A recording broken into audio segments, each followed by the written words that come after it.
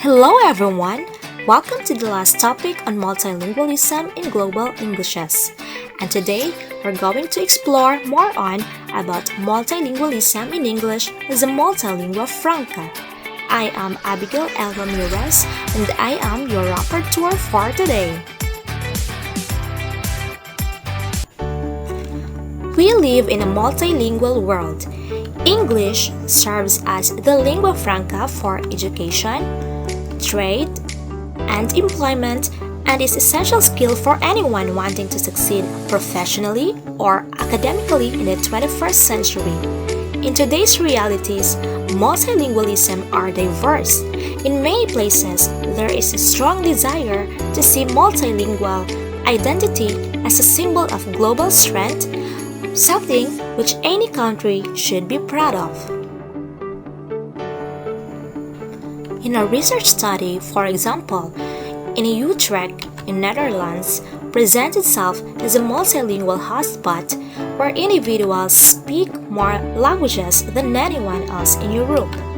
And the administration of the city presents this as a positive thing and a sign of a better way of life. Multilingualism is not just a characteristic of an individual, but is also a characteristic of societies.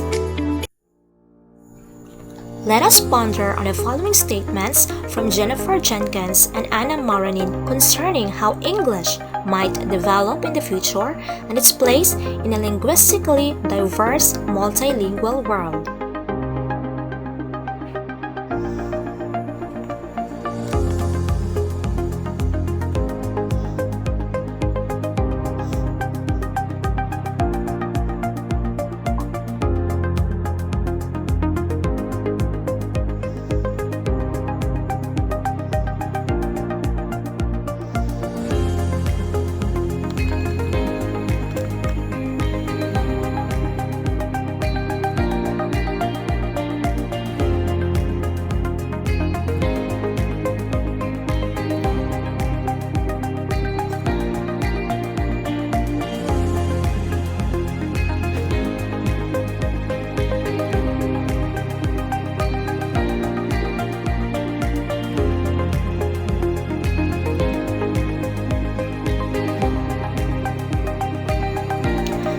Have you read the statements?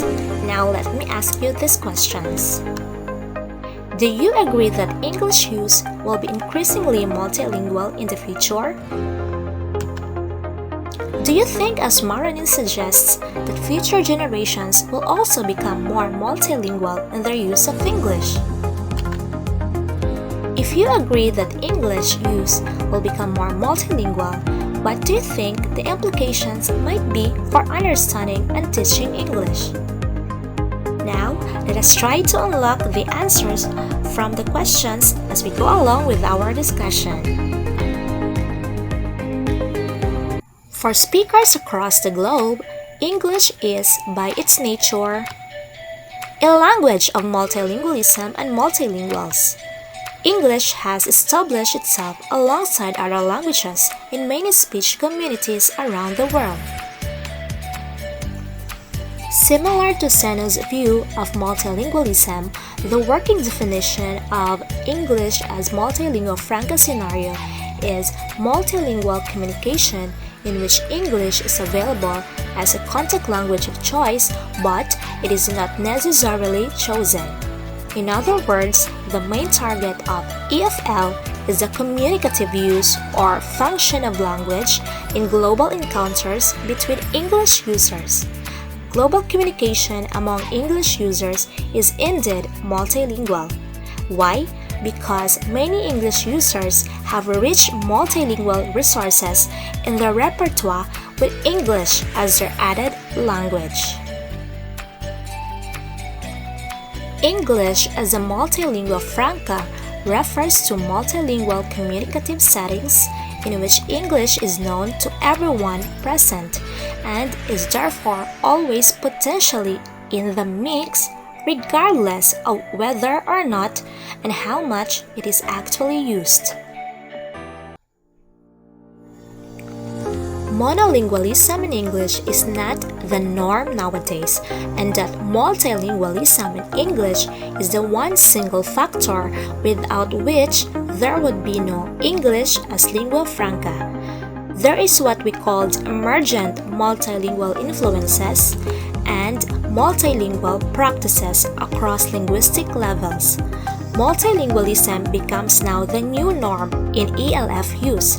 According to Jennifer Jenkins, she stated that native English speakers are seen as disadvantaged in ELF communication once we start to think of English as a multilingua franca.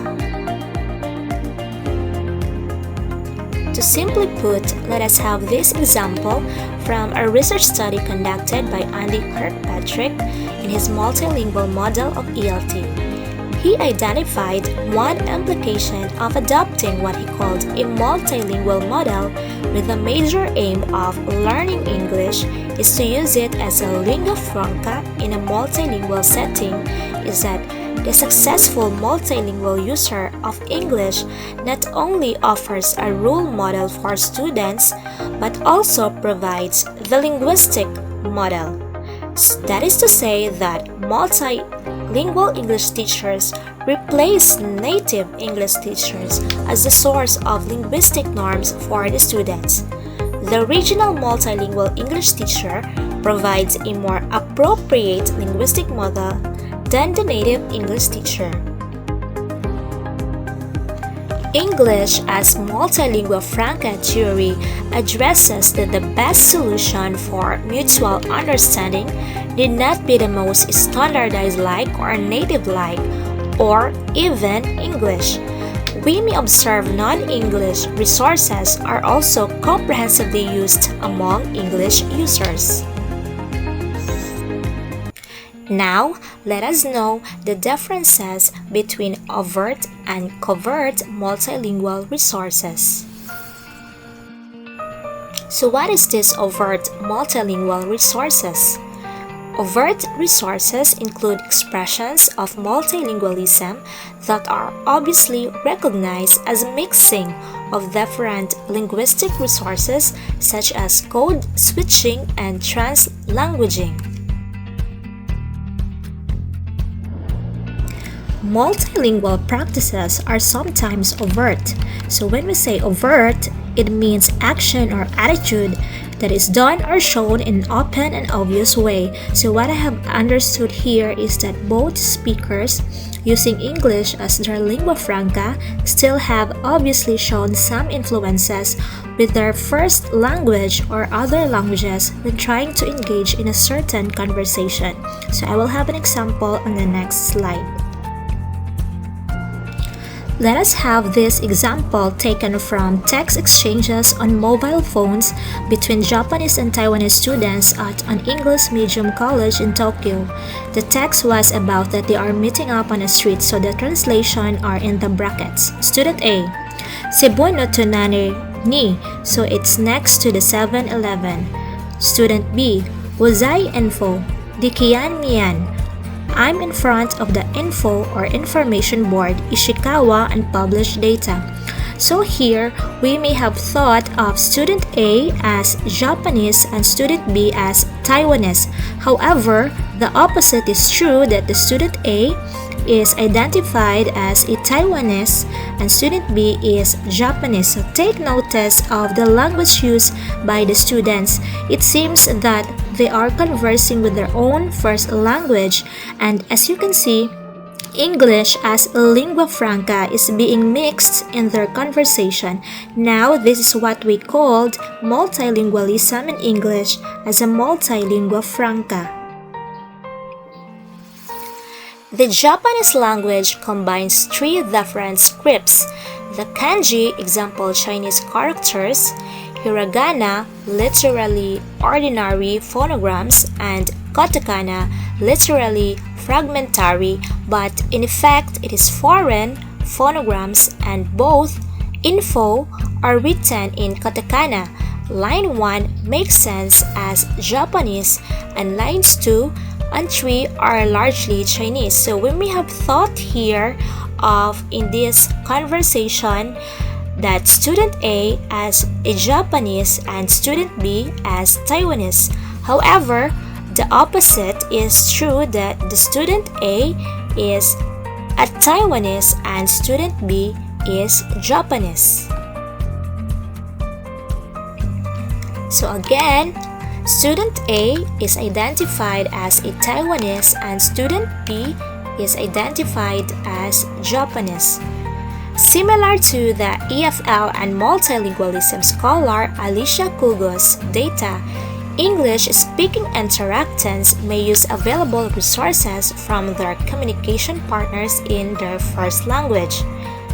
Here, what the Japanese and Taiwanese students engage in is clearly multilingual accommodation, with the use of the English word info, which stands as information by the Japanese student, is understandable by the other speaker. This means that the speaker of different language may speak to each other in a form of English mixed with their own first languages and will be able to negotiate their different Englishes for effective communication. Not surprisingly, the multilingual resources are often overt when participants share relatively similar languages. So if ELF is not only about English, it is important to explore in what ways it is multilingual.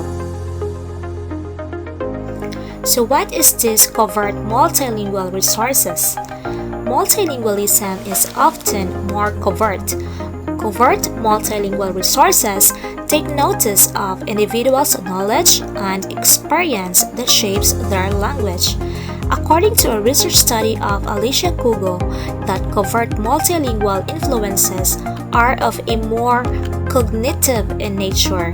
Covert resources offer insights into how speakers make their repertoire or what resources they bring with them, or the knowledge and experiences that shapes their language. Kugo and Dewey in 2012 explored some examples of covert resources.